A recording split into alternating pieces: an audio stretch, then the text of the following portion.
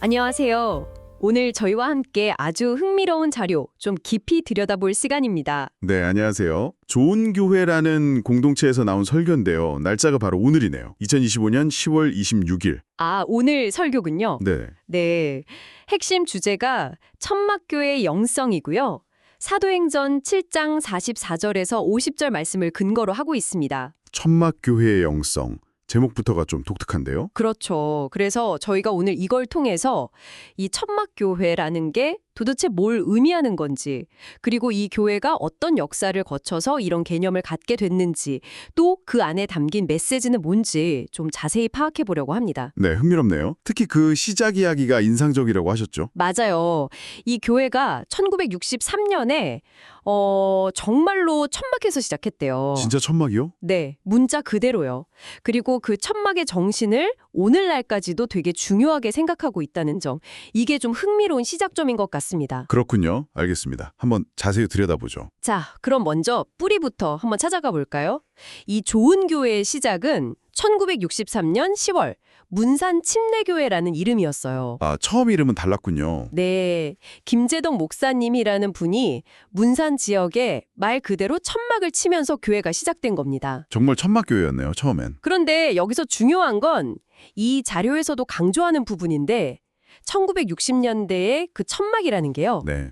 지금 우리가 뭐 캠핑 가서 치는 그런 텐트랑은 개념이 완전히 달랐다는 거예요. 아, 그렇죠. 시대가 다르니까요. 네. 어떤 여가나 낭망 이런 거랑은 거리가 멀고 오히려 연약함, 불안정함, 좀 가난함 이런 걸 상징하는 공간이었다는 거죠. 하긴 그 시절 천막집 생각하면 비바람 맞기도 힘들고 그랬겠네요. 맞아요. 바람 불면 막 날아갈까 걱정하고 비 오면 줄줄 셀까 봐 걱정하고 누가 막 거기서 살고 싶어 하진 않았을 그런 곳. 그런 이미지였다고 합니다. 그저 그냥 지나간 과거 이야기가 아니라 이 천막이라는 상징이 계속 나온다는 게 좀 흥미로운 포인트 같아요. 맞습니다. 그게 중요해요. 이게 일회성이 아니에요. 아, 또 있었군요. 네. 예를 들면 1999년에 큰 수해가 나서 교회가 완전히 무너졌던 적이 있대요. 아이고. 그때도 다시 그 자리에 뭘 했을까요? 천막을 치고 예배를 드렸다는 겁니다. 와, 정말 쉽지 않았을 텐데요. 설교하시는 분이 마침 그때 고등학생이셨대요. 그래서 기억이 아주 생생하신 거죠. 직접 경험하셨군요. 네. 뭐 한여름에는 그 천막 안이 너무 더워서 막 사우나 같았고 또 장마철에는 천막 지붕에 물 고이면 그거 빼내다가 옷 다 젖고 그랬던 기억을 이야기하시더라고요. 상상이 가네요. 그 불편함이. 근데 여기서 끝이 아니에요. 심지어 최근에 코로나 팬데믹 때 있잖아요. 네네. 그때도 예배당을 정상적으로 사용하기 어려워지니까 또 주차장에다가 천막을 치고 예배를 계속 이어갔다고 합니다. 와, 정말 일관성이 있네요. 이 천막이라는 상징이. 근데 여기서 사실 좀 궁금증이 생기긴 해요. 보통은 다들 더 좋은 시설, 더 편한 환경을 원하잖아요. 그렇죠. 뭐 건물이 선교한다 이런 말까지 있었을 정도니까요.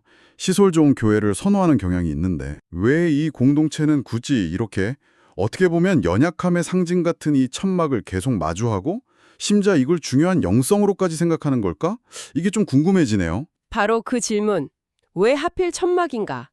이 질문에 대한 답을 찾기 위해서 설교가 사도행전 7장으로 우리를 데려갑니다.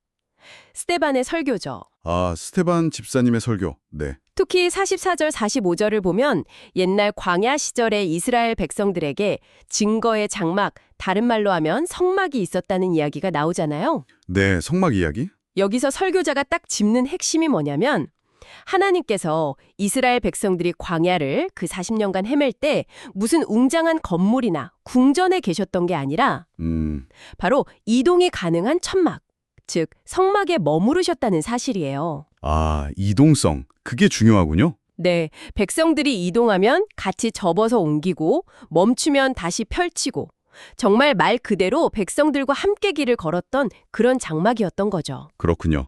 그러니까 설교는 이 성경 속 움직이는 천막을 그냥 역사적인 사실로만 보는 게 아니고 네, 백성들과 함께 걷고 계신 하나님, 이걸 보여주는 상징으로 해석하는 거네요. 정확합니다.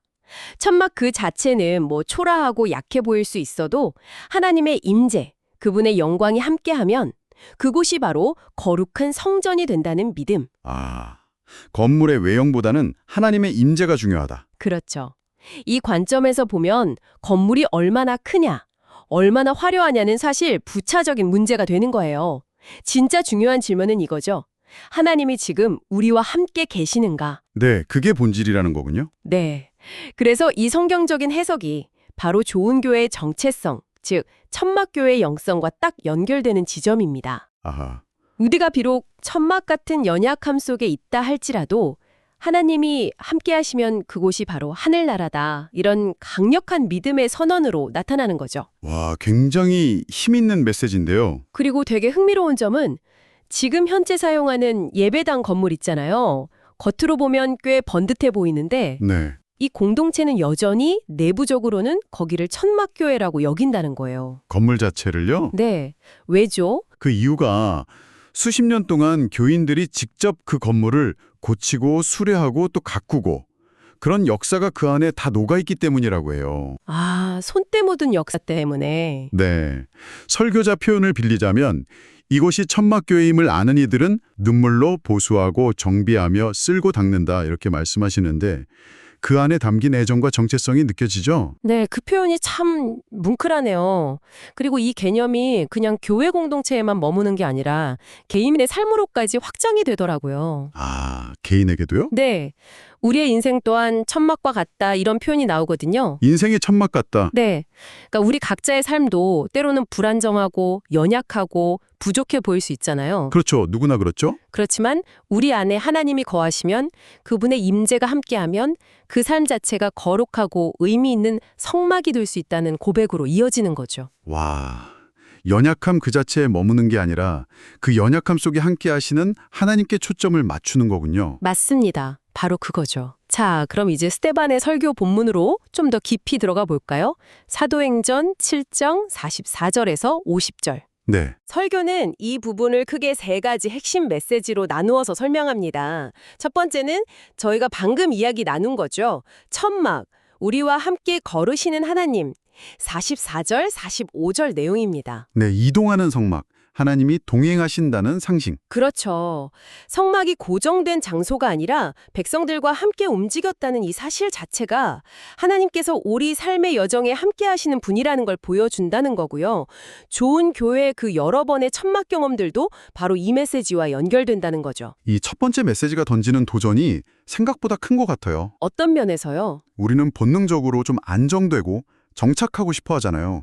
뭔가 확실한 걸 원하고. 네, 그렇죠. 근데 이 메시지는 어쩌면 그런 안정에 대한 집착을 좀 내려놓고 보이지 않는 하나님을 따라서 기꺼이 움직이는 삶, 그 여정 자체를 받아들이라는 요구처럼 들리거든요.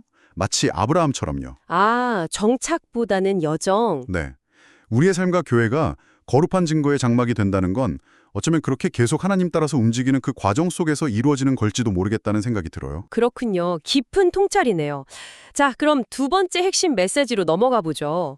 하나님은 성전 건물보다 크시다. 46절에서 48절 내용입니다. 네, 다윗과 솔로몬이 성전을 지었지만 네, 지었지만 스데반이 결정적인 한마디를 하죠.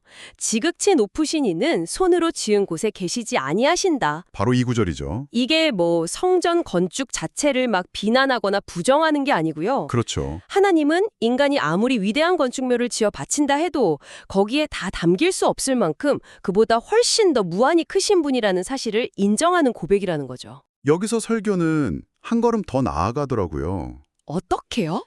진정한 성전은 벽돌이나 콘크리트 같은 그런 건물이 아니라 예수님을 주님으로 고백하는 그 신앙 공동체, 사람들 자체라는 거죠. 아, 공동체가 성전이다. 네. 그렇다면 교회의 진짜 관심사는 어디에 있어야 하느냐?